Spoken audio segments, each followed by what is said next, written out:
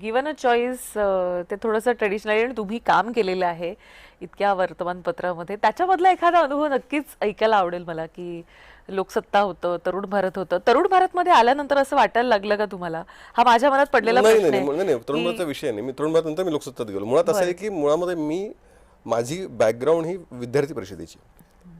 मी 10वी झाल्यानंतरनं कॉलेजला आलो त्यावेळी विद्यार्थी परिषदेच्या संपर्कात मी आलो. मी काश्मीरच्या आंदोलनात सहभागी झालो. तिथून तिथून माझा विद्यार्थीचा प्रवास सुरू झाला.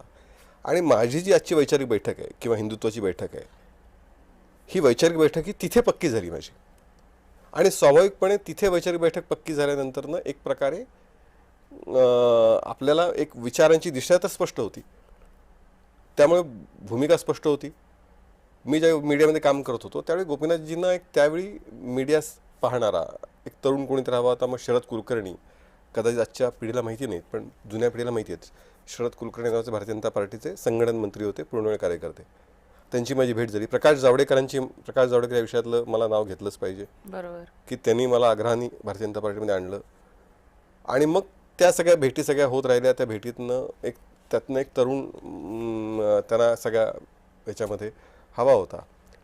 मग भारतीय जनता पार्टीचं माध्यम विभागाचं काम मी पाहायचं आणि जोडीला मुंडे साहेबांची मीडियाचं बघायचं. अशा पद्धतीची सुरुवात ती त्यावेळी झाली. त्यातनं आग्रहातनं खरं म्हणजे त्यावेळी मला एका मोठ्या मल्टीनॅशनल कंपनीचं ऑफर लेटर आलेलं होतं की तिथे लोकसत्तात, म्हणजे अजूनही माझ्या ईमेलवरती शिल्लक येते. क्या बात आहे. हां. आणि तिथला पगार तर खूपच जास्त होता. इथं तसं काहीच नव्हतं स्थैर्य. पण एक विचारासाठी काम करायचं, जनतेसाठी काम करायचं काहीतरी. आणि असं त्यातलं मी हे म्हणत आलो होतो. म्हणजे वर्तमानपत्रात आपण यांनी म्हटले किंवा भ्रष्टाचार हे केलं, पण शेवटी जर तुम्हाला व्यवस्था बदलायची असेल बरोबर. तर व्यवस्था तिथे तुम्ही प्रत्यक्षात जाऊन बदलू शकता. तुम्ही तुमच्या वर्तमानपत्रातनं लिहिणं, विषय मांडणं हे योग्य आहे, त्यात काही शंका काही नाही आहे. पण मुळात तुम्हाला ती व्यवस्था जर बदलायची असेल तर त्या व्यवस्थेचा पार्ट झालं पाहिजे, जी व्यवस्था तुम्हाला बदलायची आहे. आणि मग ते जर करायचं असेल, जर अनेक चांगल्या गोष्टी करायच्या असतील तर स्वाभाविकपणे तुम्हाला त्या ठिकाणी गेलं पाहिजे. आणि मला त्या भूमिकेतनं भारतीय जनता पार्टीची मला संधी मिळाली. गोपीनाथजींसोबत काम करायला लागलो, भारतीय जनता पार्टीच्या प्रदेश माध्यम विभागाचं काम सांभाळायला लागलो. आणि मग तिथून जो सगळा प्रवास सुरू झाला तो सगळा प्रवास तुम्ही बघताय सगळं.